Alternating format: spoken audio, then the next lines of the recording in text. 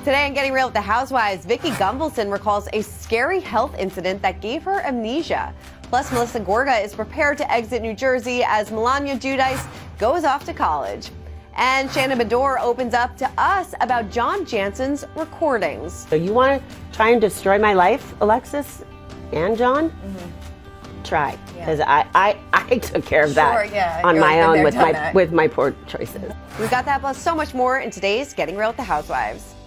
Hey everyone, it's Christina and welcome to Getting Real with the Housewives. We have a ton of big Housewives news to get to this week, so let's get right to it. Starting with Vicki Gunvalson's scary medical incident. She opened up about it on an episode of My Friend, My Soulmate, My Podcast, bringing along her boyfriend Michael Smith to fill in some of the gaps in her story because she says that she got amnesia. So Vicki went on to recall going to the hair salon as usual. This was earlier this month, but when she got to her office later in the day, she said a client told her that she was talking gibberish.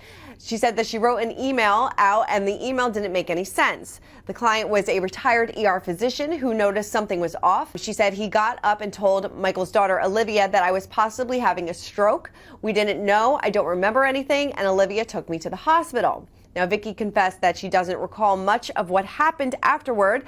She said she was misdiagnosed with a sinus infection before being discharged that night. Smith noted that Vicki did have a sinus infection a few weeks prior that felt different than usual. When Smith returned home, Vicki was taking a bubble bath. He said, I walk in and she's pretty much passed out. One of the scariest moments of the whole ordeal. He said, I grabbed her, pulled her out of the water, put her in bed. The doctor said she just needed to sleep, so I put her in bed and she slept literally 13 to 14 hours straight. She was disoriented when she woke up, leading him to worry that she may have had a stroke. He brought her to the hospital where she was quickly put into an exam room. He said that she had a massive infection. It was actually sepsis, but it was pneumonia. And what happened, and I'm no doctor, but when they explained it, is that when your body is fighting that big of an infection and that dangerous of an infection, your whole body attacks it, which affects the brain and everything else in your body because your body sends everything it has to fight it. This is really scary. So recovering has been a long process, she said. She's taken everything under the sun to get better. He was staying with Vicki until she's back to feeling like herself. But very scary and interesting that her doctor just told her to sleep it off. My father had sepsis, and it's one of the scariest things that anybody can ever go through because you get very disoriented, you don't really know what's going on, and she said that I think it was a 10 to 20% chance that of survival. So it was a really, really serious situation. We are glad that Vicki is doing much better and on the road to recovery. But definitely a scary situation. All right, let's move on over to New Jersey. And as rumors swirl about the fate of New Jersey, Melissa Gorga is grappling with the possibility of moving on. She said on 2 T's in a Pod, I am prepared for anything at this point. Obviously, because of all the rumors that are out there, I am fully prepared for anything. As we know, Melissa and Teresa did not speak throughout the entirety of season 14 and even sat in separate rooms during the finale recap at Rails. She said, I think I would realize that her and I are two extremely different characters, so to speak, on the show. So if Bravo decides to go that route and kind of like the darker route, then I need to say that is not a show that I want to be on anyway. While Melissa does still want to be on Jersey, she's over the drama. She said, I don't want to be on that toxic shit. As long as you know she is there and that whole thing would come back, I wouldn't find it as a loss. I also want to say, like, I've had a 14-year run.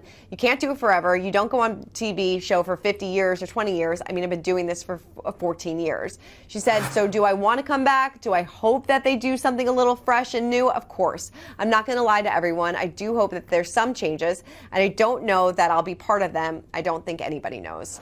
She said that she has made peace with her decision, that if they decide to go with Teresa and not her, she's okay with it. She's had a good run, and it's time to say goodbye. There's so many rumors out there. People are saying that maybe just Teresa and Dolores will come back. Teresa, Dolores, and Danielle. We don't know. We haven't gotten any reporting on it either. This is just kind of what I've been seeing on the blogs and things like that. But it's really up in the air. A lot of fans are divided. I mean, let me know in the comments if you'd rather have Melissa or Teresa back, because it doesn't seem like we'll ever have the two of them back on our screens together unless some sort of miracle. But I mean, she's right. If they want to go a darker route, then they're probably going to go with Teresa, but she's been a staple on the show forever. Like, I can't imagine New Jersey without Teresa, but I mean, I guess I couldn't imagine OC without Vicki, but and she still keeps coming back. So I don't know. It's up to the Bravo gods at this point. Well, speaking of Teresa, her 18-year-old daughter, Milania, is college-bound, which is insane to me. Her sister, Gia, documented her departure for the University of Tampa in a TikTok video. Milania said that I'm a little bit sad right now leaving. She was hugging Gia, thanking her for helping her pack. The sisters then shared a long hug at the airport with a visibly emotional Gia kissing Milania on the cheek. Teresa was behind the camera, and her reflection could be seen in the car window as she encouraged Milania to say goodbye to their dog. Milania then gave the dog several kisses, and they said, "And she's off. I love you so much, Milania. I can't wait to watch you do amazing things and thrive at the University of Tampa. See you soon." That's what Gia captioned the video. Milania took to the comments section to write sobbing in the airport. Teresa accompanied Milania to the University of Tampa. She's been showing off some photos of her dorm room, which looks amazing. My dorm room definitely didn't look like that. But it's nice to see. I can't believe we've been following Milania since she's like 3 years old. So it's crazy to see these girls go to college and thrive and, you know, really do great things with their life. So good luck to Milania at the University of Tampa. All right, well, Cynthia Bailey recently recorded a podcast with her ex-husband, Peter Thomas, to whom she is married from 2010 to 2017. The couple's wedding, eventual split, and everything in between was documented on Real Housewives of Atlanta. Now, Cynthia admitted that recording the podcast with her ex was a little scary, given their history. She said, "It was so interesting and a little scary for me, LOL, to sit down with Peter after so many years and so many different feelings and emotions, good and bad."